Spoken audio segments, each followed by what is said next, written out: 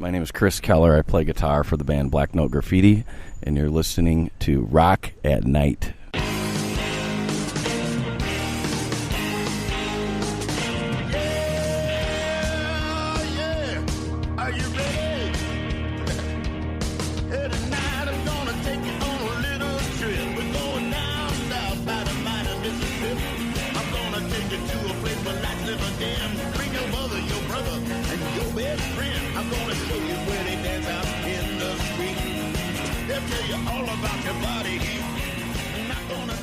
Welcome to the Rock at Night podcast. This is Vlad. On this episode, we're talking with a powerful and dramatic band from Southeast Michigan that's going places. Black Note Graffiti started as a project with childhood friends Chris, Kurt, and Adam, who wanted to write and perform progressive metal with unique textures and themes. The band has since grown to include vocalists Gabrielle and Ricardo, who have brought an exciting new dimension to the band's plangent sound. Having released a number of well-received EPs and singles, and also become a favorite on Detroit rock radio and the Midwest live circuit, the group is now poised to reach an even larger audience by playing on the bill at a prominent RIFF Fest concert later this week. And we're thrilled to have them on our program. A warm Rock at Night welcome to Black Note Graffiti. Can you tell us a little bit about the band's origins? Myself and Kurt and Adam have played together for years. We're basically the rhythm section for Black Note Graffiti. And then we met Ricardo, who is here, and he played guitar as well, and became our vocalist. And then a few years after that, we met Gabby, and she became the lead vocalist, and her and Ricardo now do the singing, and Ricardo does most of the lead guitar.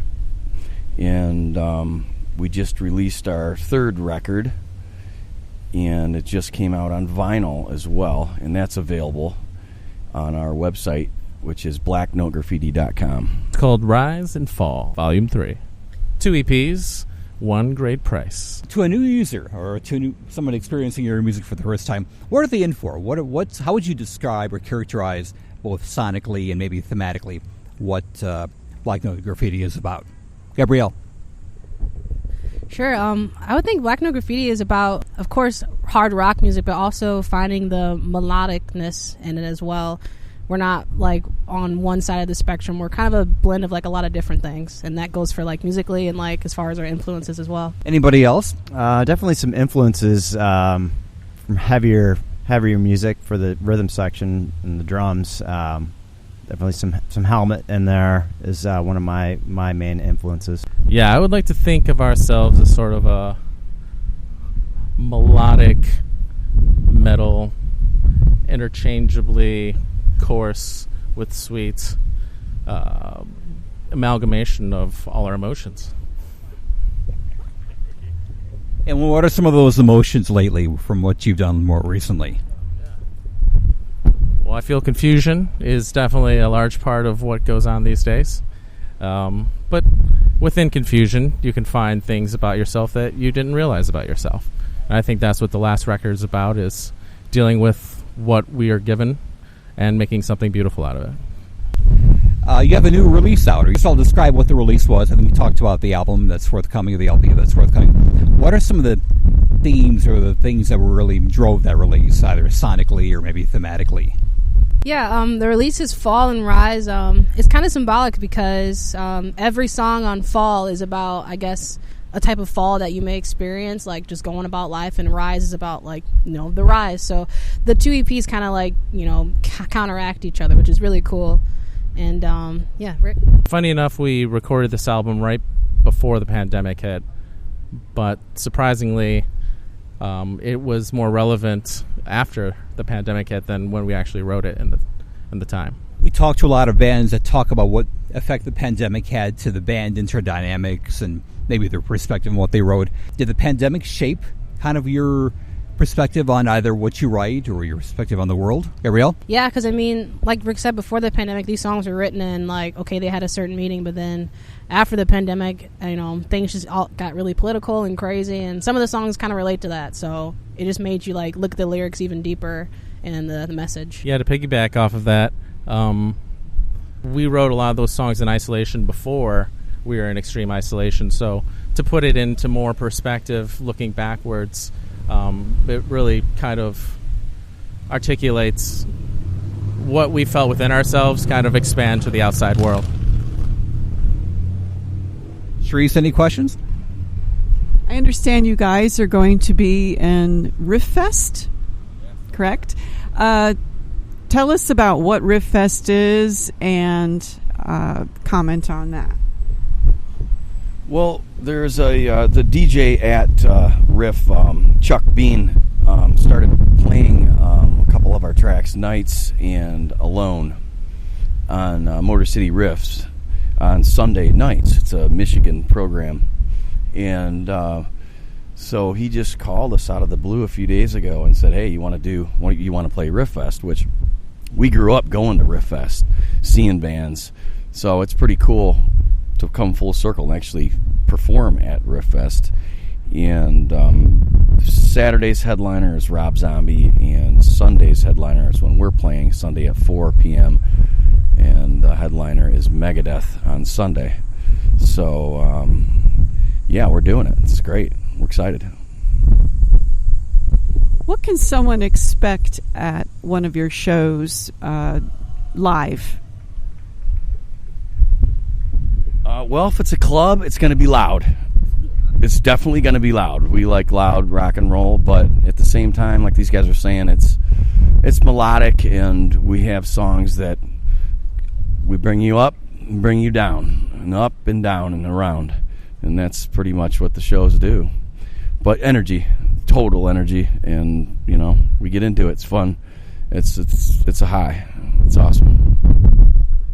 Having listened to this is Vlad. Having listened to some of your early material and more recent material, I see a growth for sure, but I'm seeing a lot of dynamic range too. I think Gabrielle has brought some interesting dynamic aspect to that, interesting notes to that. Are you seeing the band kind of veer into that sphere of having some additional sensibilities and sensitivities to that, Gabrielle? I would say I think we're becoming a little bit more experimental. I think we're like trying different layers of things. I think that's really cool, and it's kind of molding and growing our sound in general. Yes. Yeah, agreed.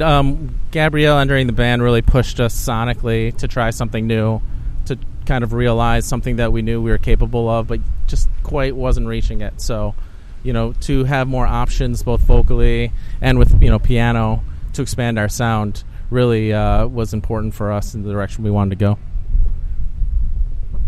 You've been in the band for quite a while. How would you say, from your perspective, how are things growing, or how are things morphing from your perspective? It's been an interesting ride for me because I played with Chris and Kurt since I was 10 years old. So it's been a little while. So been 34 years. So it's been pretty amazing because we got in touch with Rick. Rick came aboard, and from there we really started changing our stuff up and getting musically more in depth and more dynamic. And then when he added Gabby to the mix, it was just a whole nother story. So there's a whole nother chapter of it. So I think it's just been a progression all the way through. Cherise? I understand you just played in Wisconsin. Any plans to tour outside of Michigan? To other, places, other tours, other regions? We have been playing festivals in Canada, but obviously everything got shut down. So we're hoping to go back to Toronto eventually, as we played several festivals there, which is a great city. We love that. So hopefully we'll go back there soon, and then we got invited back to Wisconsin next year. And then we just did Oscoda Fest, which is like really a cool town on the lake, and that was fun. And we're supposed to go back to that again. And then, of course, we got the RIFF show coming up, and then we have 2 club shows coming up in 2 weeks. We'll be back in Grand Rapids at the intersection. It's actually called the Stash. And we'll be there on the 25th of September, and then we're going to be at the Blind Pig in Ann Arbor on the 24th of September for our vinyl release. And we weren't going to actually buy CDs, but we had so much success selling merchandise that we actually just printed the new record on CD as well. So we're ready to go. It's nice that you have a vinyl out, and I presume you all own turntables. Tell me a little bit about why vinyl. Yeah, for me, it's about the ritual, It's nothing like sitting down, being forced to listen to an entire record. For better or for worse, you get to hear things that you probably wouldn't have given the time to if you could just skip right past it. Listening to a vinyl makes you listen to the music as an album, as opposed to just individual songs. Yeah, and off that, I'm going to agree with all that, and the fact that you actually physically have to take the record out. The art is big. The lyrics are usually in there on a lot of them, and so it's the experience of pulling it out, looking at the art, playing it, and listening to it on that old school way of listening to music is pretty cool, and I'm glad that it's back and popular again. This is actually the first year it's surpassed CD sales. It's pretty cool that we got to print these on vinyl, and we're pretty excited about it. Black Note Graffiti, thanks so much for taking the time to talk with us. How can our listeners learn more about you? Well, the best way is going to be the website, which is blacknotegraffiti.com. And then obviously we have Instagram, Facebook, Twitter, and all that stuff. But our website would be the best way to know what's going on. And you can click on everything there and find out where the shows are and connect with all the merchandise, as well as Spotify and all the digital platforms. You're listening to Rock at Night. The introductory song, Get On Down, is from blues artist Billy Bass Alford. Look for his music at ReverbNation.com.